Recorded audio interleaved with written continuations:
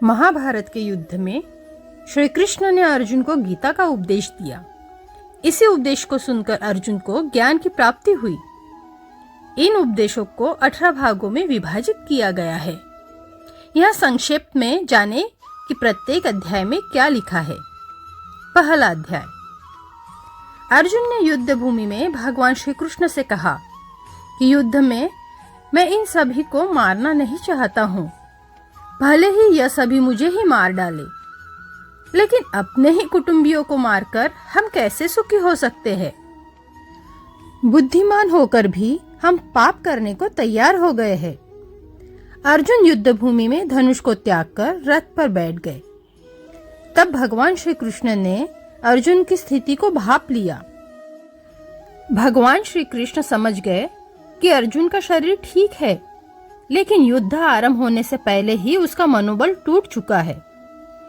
प्रथम अध्याय का नाम है अर्जुन विषाद योग। वह गीता के उपदेश का विलक्षण रंगमंच प्रस्तुत करता है, जिसमें श्रोता और वक्ता दोनों ही कुतूहल शांति के लिए नहीं, वरन जीवन की प्रगट समस्या के समाधान के लिए प्रवृत्त होते हैं। शौर्य और धैर्य, साहस और बल, इन चारों गुणों की प्रभुत मात्रा से अर्जुन का व्यक्तित्व बना था। और इन चारों के ऊपर 2 गुण और थे, एक क्षमा, दूसरी प्रज्ञा।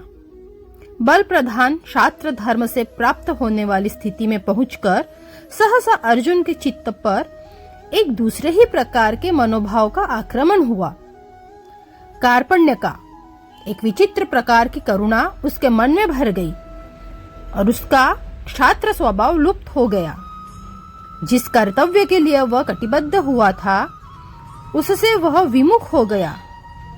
उस पर से देखने पर तो इस स्थिति के पक्ष में उसके तर्क धर्मयुक्त जान पड़ते हैं, किंतु उसने स्वयं ही उसे कार्पण्य दोष कहा है और यही माना है कि मन की इस कायरता के कारण उसका जन्म सिद्ध स्वभाव उपहत या नष्ट हो गया था। वह निर्णय नहीं कर पा रहा था कि युद्ध करे अथवा वैराग्य ले ले, क्या करे क्या न करे, कुछ समझ में ही नहीं आता था।